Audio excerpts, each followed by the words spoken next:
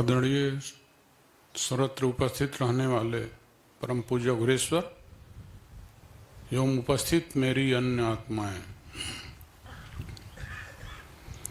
आज हम लोग अष्टमी के शुभ अवसर पर उपस्थित हैं, सत्संग में बैठे हुए हैं। प्रतिपदा के दिन से उपासना में, आराधना में आप सभी लोग लगे हुए हैं। उस भगवती की आराधना, मातृ रूप में उपासना करना सरल होता है, क्योंकि हमें प्रेम होता है, करुणा होता है, वात्सल्य होता है। वहाँ कोई कठिनाई नहीं होता है। बहुत सरलता से, सहजता से आप उनका स्मरण कर सकते हैं, चिंतन कर सकते हैं, उनका ध्यान कर सकते हैं, और वे बहुत जल्दी, माँ को ऐसे भी आप लोग जानते हैं कि पुत्र की बातों को बहुत जल्दी सुनती है, समझती है और उसका निराकरण भी करती है।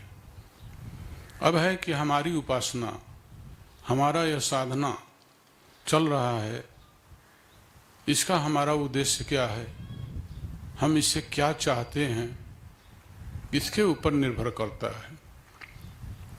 अगर संसार की छोटी छोटी बातें उनसे मांगेंगे तो फिर मांगते ही रहेंगे, जीवन भर मांगना पड़ेगा। और यदि उनसे हम कहते हैं कि हमें कुछ नहीं चाहिए, सिर्फ आप अपना दर्शन दो, दर्शन करके हम संतुष्ट होना चाहते हैं, हम तृप्त होना चाहते हैं,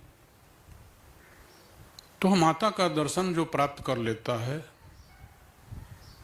ध्यान के माध्यम से, धारणा के माध्यम से, मंत्र जाप के माध्यम से, वह व्यक्ति पूर्ण हो जाता है। फिर उसे कुछ मांगने की जरूरत नहीं होती है, कहीं हाथ फैलाने की जरूरत नहीं होती है, और नहीं तो मांगने वाला भिक्षुक बने रहना उचित नहीं है। और मांगने की प्रक्रिया से बाहर जाना है तो फिर हमें अपने जो है सभी तरह के आवश्यकता है जो उचित नहीं है, लेकिन हमारी महत्वाकांक्षा के चलते हम उसे पूरा करना चाहते हैं, उन सारी आवश्यकताओं को अगर हम भुलाकर उस रूप के दर्शन की तरफ बढ़ते हैं तो वह हमारे लिए कल्याणकारी होता है और हमें पूर्णता की तरफ पहुंचाता है। और पूर्णता ही मनुष्य जीवन का उद्देश्य है कि हम जान सके। किसको जान सकें? अपने को जान सके कि मैं कौन हूँ। और वह भगवती हो या देवता हो, कोई भी, या ईश्वर हो, जिसको भी हम दर्शन करते हैं तो वह हमारे ही अभ्यंतर में, हमारे ही आत्मा के रूप में वह दर्शन देता है या देती है। वह कोई अन्य नहीं है, लेकिन हम अपने को जानते नहीं हैं। यही कारण है कि अनमोल रत्न होते हुए भी हम कौड़ी के बदले अपने समय को गंवा देते हैं और गरीबी में पड़े रह जाते हैं।